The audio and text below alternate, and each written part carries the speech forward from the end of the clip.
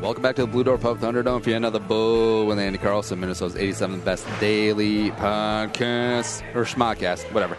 Show about everything and nothing coming right at your ass 5 days a week. Sitting shotgun is going to be Jason DeRusha of WCCO Mornings. It's going to be good. Tell a friend, spread the word, iTunes, Stitcher, Radio. Let's hit it. And coming back into the Blue Door Pub Studios is Jason DeRusha, not DeRusha. Common mistake. Yeah. Yeah. Well, when I was telling people, I was like, oh, yeah, I got DeRusha on the show. I was like, oh, like you got Jason Derulo? That's a big get. People are very disappointed when they meet me and they think that they're meeting Jason Derulo. And they get this kind of doughy mess instead of those rock-hard abs. I did go see Derulo in concert before. Oh, yeah? He's pretty good. Oh, he puts on a great show. Yeah. Jason Derulo. DeRusha. Follow him on Twitter at DeRusha, D-E-Rusha, J on Twitter, and also on the Instagram and all the various social media. You're a big deal on there. I don't know about that. Now it's all the Instagram influencers. All the cool kids are blowing right by me. Yeah. But I'm an old person in social media. I've been there for a long time. Well, so you're telling me that you don't mesh in with the kids on Instagram with the baller watch on the rented yacht. Yes, I don't quite live that baller lifestyle. No, it is funny though when you see the way social media has changed over the years. In the media, I don't know that it's changed so much with us, though. I mean, I was one of the earlier people in the mainstream media responding to viewers and being involved in social media. And you would think now, I don't know, gosh, I started Twitter, 8 or 9 years ago? And you'd think, gosh, everybody, it's still about the same. There are a couple people who are active. It's pretty much the public figures who don't interact with their audience, I feel like that's sort of a fleeting thing because audience attention just shifts everywhere else. And you're hot right now, sure. Maybe you got 100,000 followers on Instagram or Twitter, but if you never reply to an it's like, I understand ignoring the DMs. Yeah, I agree. I mean, to me, it's always been a great way. As a journalist, you're always trying to make your work better, right? Mm-hmm. And the closer you can get to whatever story you're covering, the better. And social media lets you get close to someone directly affected or with direct knowledge of just about every story out there. It's really remarkable. I mean, people can provide context and document links and corrections to mistakes and all this stuff that we never used to have before. To me, that's fantastic. Ooh, you also say WCCO Mornings. Except everyone already knew that. I feel like you're omnipresent this morning. You never know. I mean, if you're not up, like say, some of your audience, I suspect, doesn't wake up until 10 in the morning. Oh, come on. Like by that point, I've already been on TV for 3.5 hours. You're basically done. You're almost done and cracking a beer by 10. Correct, yeah. I mean, when you wake up at 2:30 in the morning, I mean, what time is happy hour exactly? It's about now. So why don't you walk us through a typical day in the life of Jason DeRusha? So the alarm goes off at 2:27. Yep. Well, my Fitbit goes off at 2:26. The regular alarm goes off at 2:27. What time is bedtime? Bedtime for me is usually around 8:30 or 9. It depends what I'm doing the night before, but I take a nap often. So now I'm taking you reverse through my day. Yeah. Right. But I'm up at 2:30. It takes about a half hour to get ready.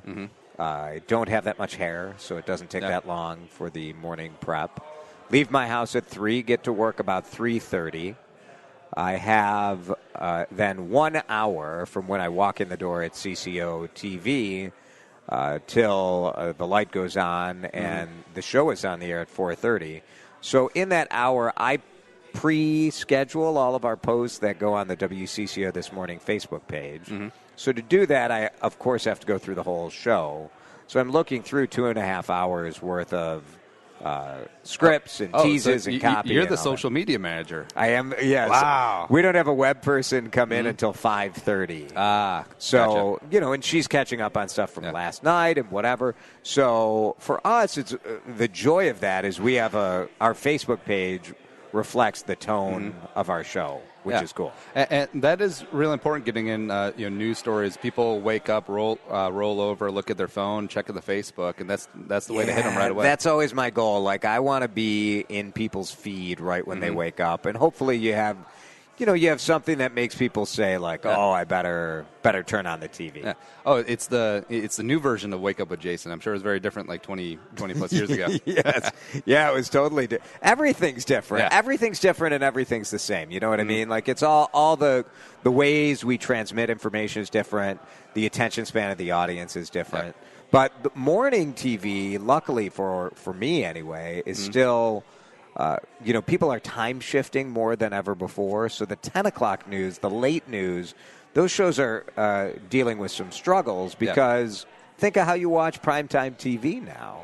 Like if you're watching live TV, you're not Netflixing and you're probably DVRing it and time shifting it. So maybe you start watching How I Met Your Mother, you're watching on Netflix, but maybe you're watching The Big Bang Theory. Instead of watching it at 7, you start watching at 8:42. And so when 10 o'clock comes around to watch the news, you might be in the middle of a show. Yep. And so most people don't DVR the 10 o'clock news. I liked how you plugged CBS shows. I'm always on message. That's always hashtag You got to think. You got to think real fast. Don't say... I can't even think of a show on another network because that's all I watch. CBS. And I've had a bunch. That's all I get. I've had a bunch of news people, like hardcore news and sports people through, and I do commiserate, especially with the late in the day stories people, because we're in such a 24-hour news cycle that as soon as the 9 or 10 o'clock news comes on, I was like, oh yeah, I've been over this like 17 times by 7 o'clock. Right. But the morning, you have a little bit of advantage because people are just starting their day. It's like the clock resets. And you're good to go. I think so, yeah. I mean, the truth is, ever since Donald Trump has been elected president, there are developments on things that are happening overnight all the time. So stuff that happens while you're asleep. People in the morning tend to watch live TV, so that works out well for us. And for advertisers, in a time shift environment when everyone's fast-forwarding through commercials, people still watch the commercials on a morning show. Yeah. Now, in the morning, you're doing stuff, right? Like maybe you're getting the kids ready or maybe you're whatever you're doing in the morning. You're not necessarily sitting there giving 100% attention. Yeah. So that's a little different. But you're not fast-forwarding through the commercials. So, I don't know. We have good things going for us as far as the immediate future goes. And as far as anyone can see with a crystal ball, who knows, right? With commercials, I'm just waiting for the day where it's no longer 30 seconds, it's literally 2 seconds, and it's just like an attractive person yelling, Toyota. Right. Next. We've struggled with, like, how do we do, local news for years has done the classic Tonight at 10 or Tonight at 5. Well, how do you do those promos for your show if people are watching Wednesday night's programming on Friday? So what do you do? Yeah. So, it's to me, it's fun to be, if you're in a communication business, like in a time of rapid change, like it's fantastic. If you're an innovator and you like to be flexible and try new things, it's an awesome time to be in journalism. All right, so that's looking forward. Let's take a look back. Where'd you come from? Where'd you go? How'd you get your start? So I grew up in suburban Chicago. I was, from a young age, always interested in broadcasting. So I will say, like, you have different categories of people who end up working in news. Some are just hardcore journalists. Some are broadcasters. I grew up, my broadcast icons were David Letterman and Peter Jennings. You're really running the gamut there. But both were phenomenal broadcasters. And so I consider myself I'm a journalist, but I'm cut from a broadcaster mode. Some people are more broadcasters who are journalists who learn TV, and then some people just want to be on TV, right? Like that's always been the case. Now, do you have a good balance of being on air, but also being out in the field and chasing down your own stories? I get to do a little of that. Last week there was a tornado in Wisconsin, and I got them to let me go out and cover it. Because we're on the air so much, it's hard for me to get out very often, although every week I do a food story for my DeRusha Eats Yep. segment. So every week I am out at least still talking to people doing stories, which I like, and writing. I like doing the writing, all of that. Ooh, yeah, let's dive into DeRusha Eats. What's been your favorite place that you've covered in recent memory? Ooh, well, I will say like this year. So I have kind of two different parts of my DeRusha Eats persona. Part is that on the TV side, I get to tell these great stories. Today we did an awesome story with Tim Fisher, who's the executive chef at the Lowe's Hotel. And Tim is a forager. So we went out in the woods and went morel hunting. Yeah. And then he took what... Oh, good. He's like an actual forager, not like an actual urban forager. No, urban forager? Like, oh, real come on, forager. man. Not like looking through his backyard or whatever. But then we went back to the hotel and cooked it. It was a really cool story. That turned out really neat. So you get to do stories like that. Then on the Minnesota Monthly side, I'm also the food critic for the magazine. So this year has been a phenomenal year for new restaurants opening up. You know, you had Belcor in Wayzata. Oh, yeah. Which is just a phenomenal restaurant. Opened by Gavin Kaysen, who has Spoon and Stable. I would say Belcor is actually a better restaurant than Spoon and Stable. Certainly at this stage in the game, it's fantastic. Did Gavin win Top Chef, or was he? Because I forget which season he was on. So he's been a judge. He's been. He didn't win Top Chef, but he's had an amazing career as a chef in New York City and then coming home. So. Belcor is phenomenal. And then last night I went to Grand Cafe, which was just relaunched by two chefs who bought it. They met working at Sea Change. And, man, people are going to love that place, too. Just fantastic. Oh, speaking of fantastic, we got some delicious delivered here at the Blue Door Pub. Get on down here. Their wing, rotating wing flavor, just wing it, is Tennessee hot wings. Just think of, I had those last night. Super spicy, super delicious. Awesome. And also the Bangkok Blue Sea. Here's what they do. They soak some mozzarella in coconut and then pickled veggies on top, curry. It's amazing. Hit it up. The Blue Door Pub. All three locations, St. Paul, University on Como, and Longfellow, the OG. We're going to take an early break, but we'll be right back real quick with Jason DeRusha of WCCO. Oh! Yeah, God, I love doing that.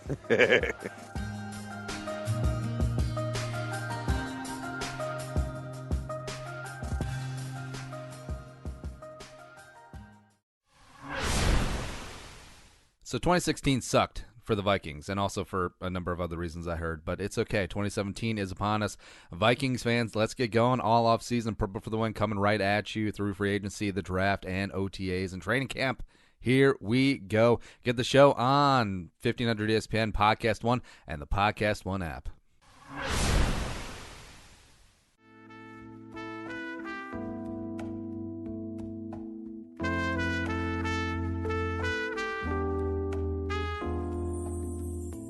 And come back into the Blue Door Pub Studios. And Jason has a very lovely house in the Western Burbs. But if he wants to move down south of the river and join me, baby, you know what to do. Josh Pelto, Remax Preferred, will help him out. I know him. You love him. Jason loves him, too. No doubt. Yeah, there we go. First-time home buyer or moving on up. Yeah, just like Jason and I are going to be doing. Twin Cities Real Estate Market is his. Get you the best price whether you're buying or selling. Give him a call, 763-213-4617. Josh Pelto, Remax Preferred. All right, so we're chugging along because you have a hard out because you're going to see your trainer after consuming this delicious Blue Door. It's a struggle to be a food writer and a TV anchor. Yeah. They don't necessarily go together. Ooh, how would you like to be a guy who's sponsored by a delicious pub like Blue Door and comes here? You look good. How do you keep in shape? What do you do? Well, the wife politely suggested that I join Lifetime Fitness. They're not sponsored yet, but they should be. And I go there 5 days a week. Yeah. You have to, right? Now, your trainer, why don't you give her a plug? So it's Allie Holman. She does workout segments on our mid-morning show every Monday. And Allie, so yesterday was my first day. Yeah. And today she said she was going to measure my gut. So, now, camera crew going to be there? Because no. Hopefully there will be a nice after picture after a couple of months. But, it's good. It's a hard workout. It's hardcore. And I'm a little concerned about eating half of this sandwich that I'm going to be feeling it when she's working the living daylights out of me. Oh, no, it's good. That's some restraint that you only ate half. Thank you. Yeah. Yes, I hope she's listening. I only ate half. Jason's going to get the other half during this segment. But dipping back into the start, Chicago Land Boy, Right. Chicago sports down the board. Right? No doubt. I was a Cubs guy, but my family didn't have a lot of money, so and the White Sox didn't have a lot of fans in Comiskey Park at the time. Yeah. So they used to give us free tickets if you made the A or B honor roll, kind of a low standard there. Yep. And you could get free tickets to games. So I ended up going to more Sox games than Cubs games. Oh, that's really But cool. I was a Cubs guy. I mean, you can recite the lineup of the Ryan Sandberg, Sean Dunston, Ron Say, years, Jody Davis. Even I remember those because of WGN. WGN, right. That's where baseball, football's obviously taken over my brain power as the sport. But I grew up with baseball, huge Twins fan.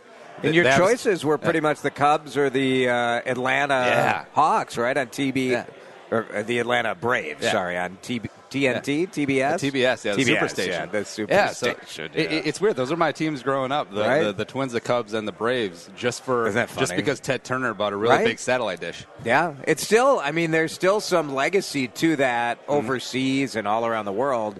You know, there are these weird Atlanta fans, but because of TBS.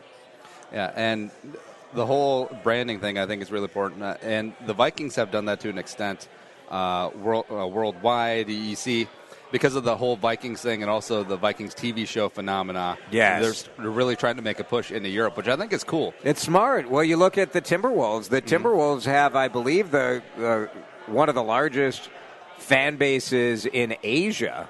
You're like, well, that's weird, but that's just one of their owners. I think they have a new owner who is from China. China, a new minority owner. Yeah. And so it's just very interesting. I mean, I was in Spain this summer, and there were Ricky Rubio jerseys all over the place. Oh, of course, right? Jason, do you ever play poker? Yes. Ooh, any good? No. All right.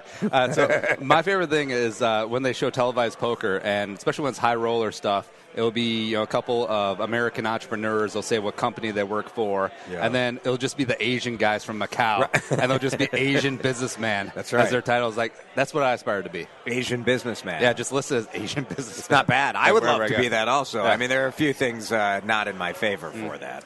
But what interests do you have outside of news? What's Jason's side hustles?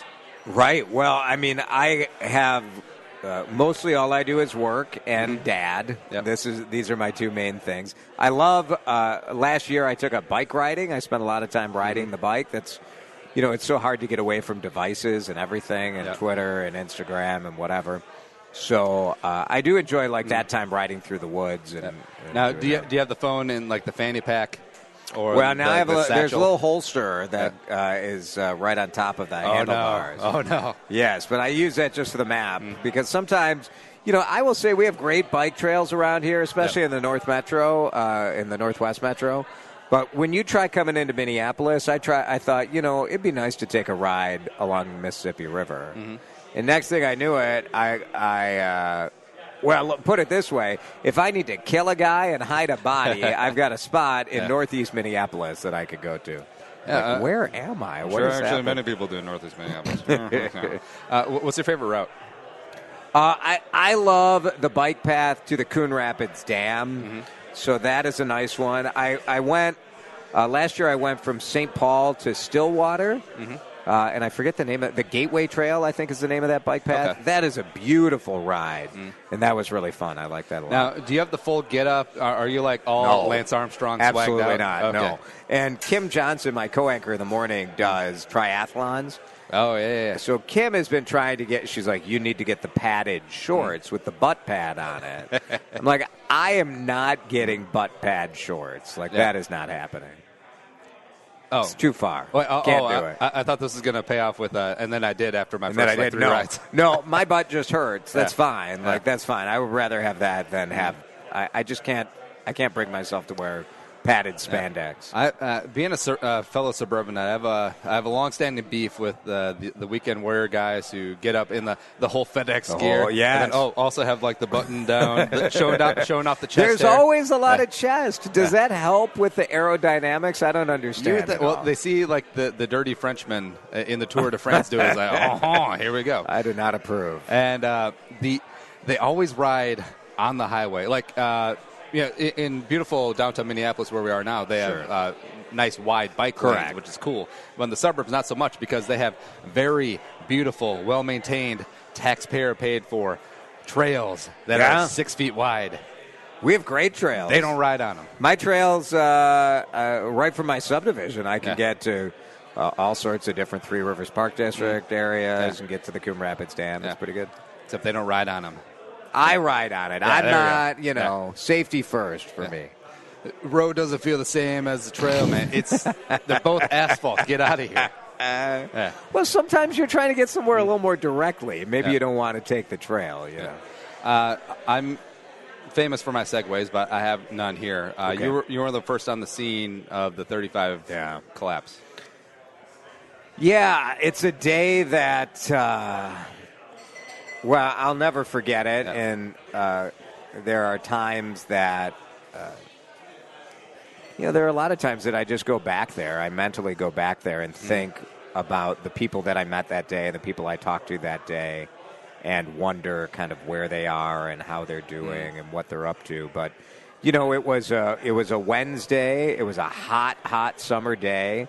I was sitting in the newsroom waiting to do a story about the Nicollet Mall Farmers Market, which they were canceling because it was too hot and too dry. So they were canceling the farmers market. So I was waiting for the farmers to come in from the field. So I was just sitting in the newsroom when we heard a scanner call about a bridge collapse. When you hear bridge collapse on a hot day, you just think, like a sinkhole. Yeah, or like the Stillwater bike trail bridge. In the 35W bridge, honestly, before the collapse, you would have a hard time finding anybody who knew what that bridge was. Yeah. It wasn't architecturally significant. It didn't stand out. Frankly, you didn't even know you were riding over it when you went over it. It just felt like the highway. Even the dispatchers, when we got the 911 tapes, were confused as to which bridge the callers were talking about.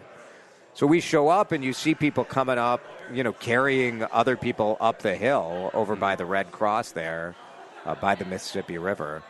And it was summer, so there were leaves on all the trees. So we weren't able to see exactly what was going on.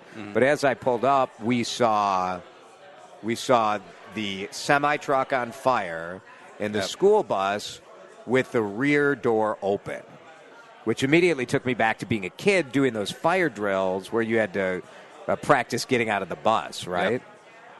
So seeing that gave me some hope that showed at least that there was time for those kids to get off that bus. I wish at the time it never crossed my mind that semi-truck that was on fire, that the driver of the truck would have still been in the cab. As it turned out, he was. And you're trying to process all these things, and that possibility didn't even cross my mind. But it was the worst thing that has ever happened in the state of Minnesota. Hopefully it'll be the worst thing that ever happens. But this was pre-Twitter, pre-Facebook, really. I had a MySpace page. So after, we got there, I was first on the air at 6:21. The bridge went down at 6:15. So pretty quickly after, we were very, very close. And I went home and was getting MySpace messages from people thanking me. Yeah.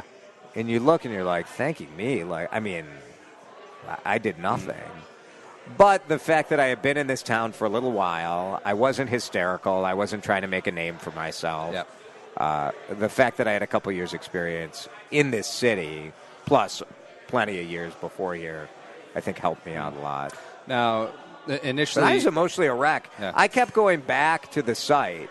So my wife, at the time, was pregnant, and she's like, you made me come down to the bridge to see it with our, then 2-year-old, as she came down.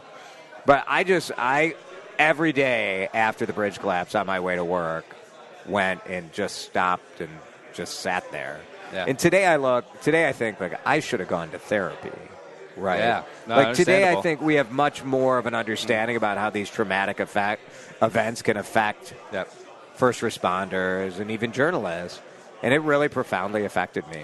Yeah, it really I mean, did. one of the first ones there. You're unsure what happened. You see all this carnage, and it looks like a war zone. You don't know. We thought 100 people would be dead. Yeah, and It's plus, amazing you, didn't know it you wasn't. didn't know that it wasn't a terrorist attack at the time. We didn't know anything, really. I mean, until we got the helicopter images, we really didn't have the full scope as to what was happening. Yep. We just know that the law enforcement kept moving us back and back and back, and then by 8:30 you looked out, and it looked like, a virtual hospital had been created in those parking lots and streets all along the river. It was a remarkable evening. I mean, just watching the first response, the real heroes, the other people who were on that bridge. It was just very fortunate that the bridge had construction on it. So when the bridge collapsed, instead of cars going flying, cars kind of rode the bridge down as it collapsed in the river. And so it gave people a little time to brace themselves, and it also prevented a lot of cars from slamming into each other, which that would have caused a lot more loss of life. Yeah, because how many survivors were on the bridge part that fell? Oh, gosh, it was more than 100 survivors that were on the bridge. Yeah. I mean, it's incredible. And when you saw it, you thought, there are going to be 100 people dead. Yeah. Because even I go across that bridge a couple dozen times during a week, but I can't even imagine being one of those people who survived that, or one of the first people on the scene like yourself who saw that. Yeah. Just traveling over that bridge without a little bit of trepidation. And you think, that night I remember distinctly driving home after being on the air until 1 or 2 in the morning and realizing how many bridges we drive under or over every day. Yeah. That drive home, you're sitting there like, whoa, every bridge is. And then Trump running on a campaign is like, we need $1 trillion infrastructure plan. So many rotten bridges across this world.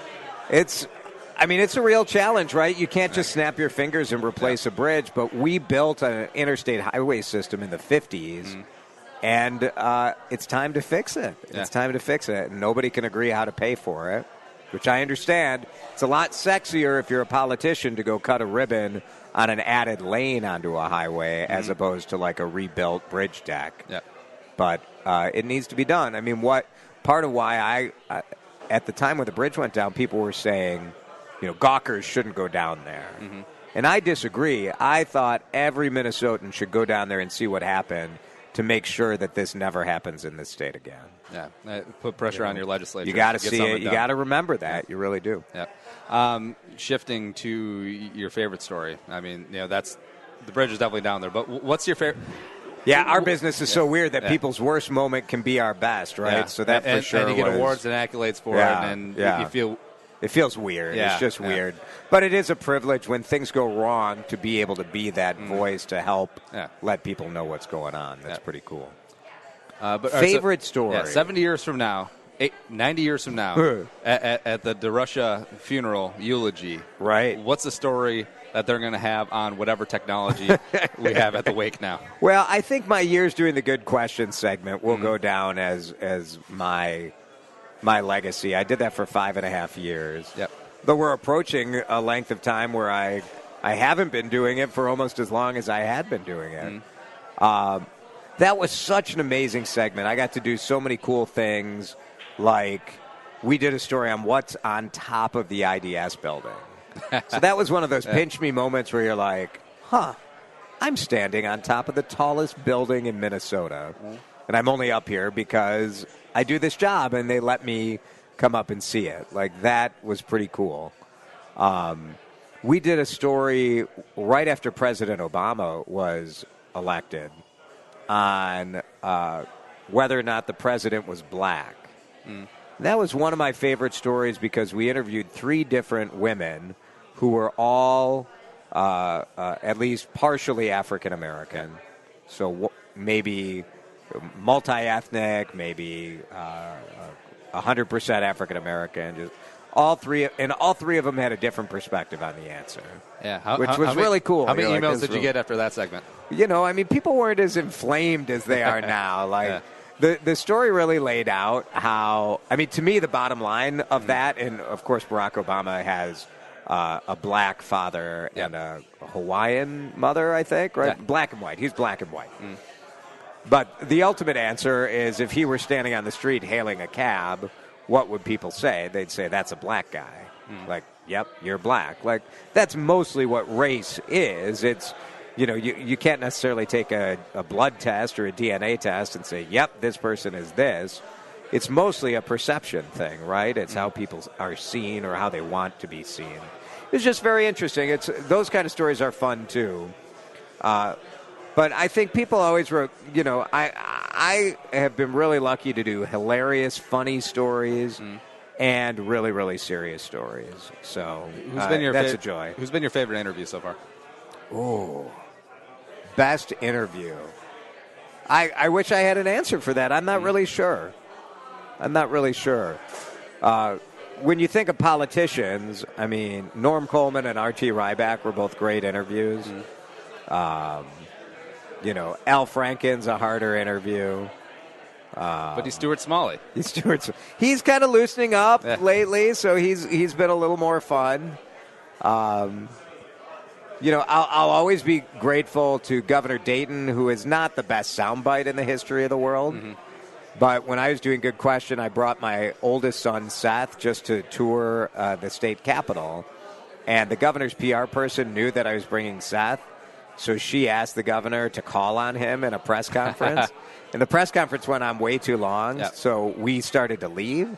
So the governor actually stopped the whole press conference to come over and shake my son's hand and say hi. And I just thought, that was the nicest thing. Yeah. It was really cool. It was just a neat moment. So you get to have moments like that, which is pretty fun. Now, have you considered adding WCCO radio as your side hustle full time? I would you're love really good to. as a fill-in. Thank you. I love filling in. Yeah. It's very difficult with my schedule. Yep. So because I'm on TV... The 3 to 6 slot is open. 3 to 6 is open, but then I would be working from 3:30 in the morning till 6 p.m. at night. That's pretty tough. You got a break for a nap? It's pretty tough. Yeah, I could probably swing Chad shift, the noon to 3. Yeah. But 3 to 6 would be tough. Someday, if Dave Lee ever decides he wants to retire, I would love to go do his show. Oh, it's okay. I'll just have you on as a guest when I'm on from 3 to 6. You got it. You got it. There we go. What's the award, accolade, or even just someone saying something nice or emailing in something nice that you're most proud of? Well, the award I'm most proud of was being a finalist for a James Beard Award, which is wow. Yeah. That's pretty good. As the reporting. It's for the TV for my DeRusha Eats segments. Because you're not a neophyte in the kitchen. I've seen, you can. I can do okay. Yeah, you it can certainly was rattle not some for pots my and cooking. pans. It was for my for best segment, and that was really. I mean, the DeRusha Eats TV segment is something that I've always done in my spare time. And so to get nominated, to be a finalist for that as a national award, that was the most amazing accolade, for sure. So say Cooking Channel or Food Network comes knocking and is like, hey, man, hey. You want to turn this into like a web series or even promote you up to the big leagues eventually? Yeah. What would you say? I would have that conversation. I'm in a bit of a tricky spot. You look at someone like Andrew Zimmern, who's been so kind to me over the years. Andrew, when he made the jump from local TV to national cable TV, he had 5 part-time jobs. And so it was easy to roll the dice and go try this other. Cable food TV doesn't pay what people think it does. No, it does not. It's exposure, though. It's exposure, and then hopefully you can sell books or do speaking or do classes or whatever. When you have a regular job like I do, anchoring the news, that's a pretty good job. So you're like, all right, am I willing to risk that income to try something else? Makes it more challenging. I don't make the big money that the anchors of the old days did, but it's still not a bad living, What are you looking forward to the Super Bowl coming in? Oh, man, I think it's going to be great. I think it's going to be great. I love, the Taste of the NFL, which is this awesome charity component, that started here in Minneapolis. Oh, really? Back at the last time the Super Bowl was here at the Metrodome. 91? Yeah. Somewhere there. So that's going to be cool to have that back where it all started. I think people are going to love the city. It will be cold. Yeah. Hopefully we'll still have the skyways up so people can walk around. I think it's going to be great. And I hate to be like a straight-up Vikings fan Bobo, but you feel like at least you got a shot of like how cool would it be if the Vikings were in the Super Bowl again. Not like your Bears. Not like the Bears, no. Although, quick thoughts on Trubisky. Wow. I mean, I think I could safely say that I don't have a fully formed opinion yet. But boy, they were so happy to swap out quarterbacks there in Chicago, weren't they? Yeah, it's almost like it's the 90s again. Right? Yeah. I know. 2 questions, then I'll get you out of here. I know you got hard out. What's something you collect? What's something random that people don't know about? Oh, so what do I collect? I'm not a big collector. I have a very large socks collection. From the morning show, our viewers seem to like my crazy socks. But I'm not much of a collector. I have a glass art collection. I suppose people don't know that. Yeah. I am a collector of glass art. Do you blow your own glass? I have. Yeah. I'm not very good at it. Glass blowing is so physical. What I love about art glass is that it's this beautiful combination of like brute physicality because you've got fire and you've got the sand and the glass and the silica and you've got the big pipe, the blowpipe, 900, 200, or how hot is that thing? It's not 900 degrees. That's the pizza oven at Punch Pizza. Oh, yeah. The oven for glass blowing is like 2,000 degrees. But then it's this beautiful artistry, too, and you're like, wow, there's something cool about that. All right, so it's not like Sweet Home Alabama where he just puts stakes out on the beach? Yeah. Not quite. You know exactly what I'm talking about. Yes, I do. All right, last one. Since you're the foodie guy, you're on death row. Okay. And they're like, all right, DeRusha, we'll let you out for one day. Walk me through your final meals and your final cocktails. Oof. So the truth is, like, if I had a straight-up final meal, I would probably want something super basic, not as exciting as like the lobster or the foie gras. My favorite food category is pork. Yep. So I want a nice, juicy pork chop. I probably want to go to Thomas Boehmer at Corner Table or J.D. Fratsky, who's now with Red River Kitchen and Bar Brigade, and have those guys like make me the best pork chop available. Cocktail, it's got to be a Manhattan. Like that's probably my go-to favorite cocktail, or a Negroni. Probably a Negroni, then a Manhattan. I mean, you can do whatever you want. Let's go all in. Yeah. You're going to be executed. You can go all in. But truth be told, like if I had to pick a final meal, I probably want like a pizza and a burger. Yeah. You know? Yeah. Like that's the comfort food. Yeah, that always fascinates me. You go through like the list of death row inmates' meals, like bologna sandwich. Bologna sandwich, isn't that interesting? On Wonder Bread. It's like but it kind of makes sense. There's something about it, right? Yeah. It's food memories. This is the thing about food. Like so much of how we experience food has to do with this kind of transportive quality where it takes us back to a meal we had as a kid. Yeah. You don't want to get all like Oedipal on the situation with go all Freud on the bit, but it is it's about memory. It takes you back to a place. It is. So you can see the bologna sandwich. Oh, Jason, we left a bunch of topics on the table, but it's always an excuse to have guests back on for a second time. He's Jason DeRusha. Follow him on Twitter at DRussiaJ. Also, same handle on Instagram and Snapchat? Same, yes. Yeah. I have a food DeRusha Eats as well, but DeRusha J everywhere. Hit that up. WCCO Mornings. Appreciate you coming in. Thank you.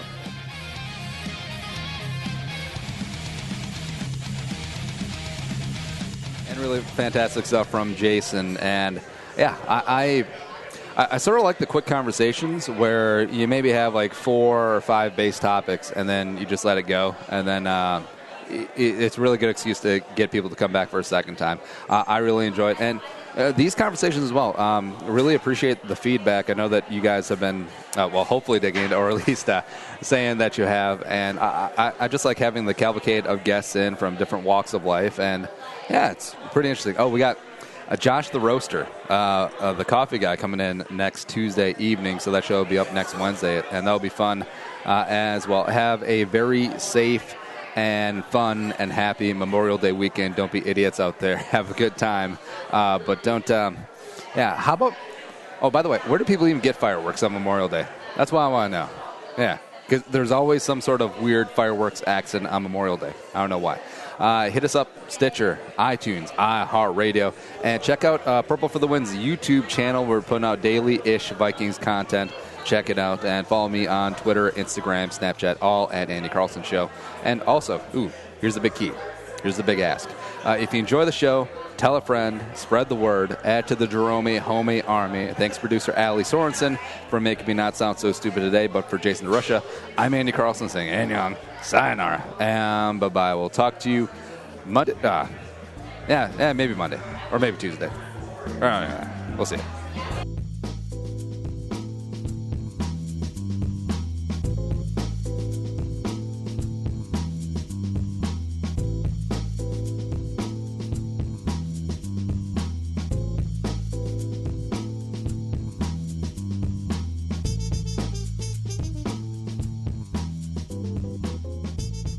Thanks for listening to Bowl with Andy Carlson, Minnesota's 87th best daily podcast. Download the show on iTunes. Everyone's middle name is Jerome.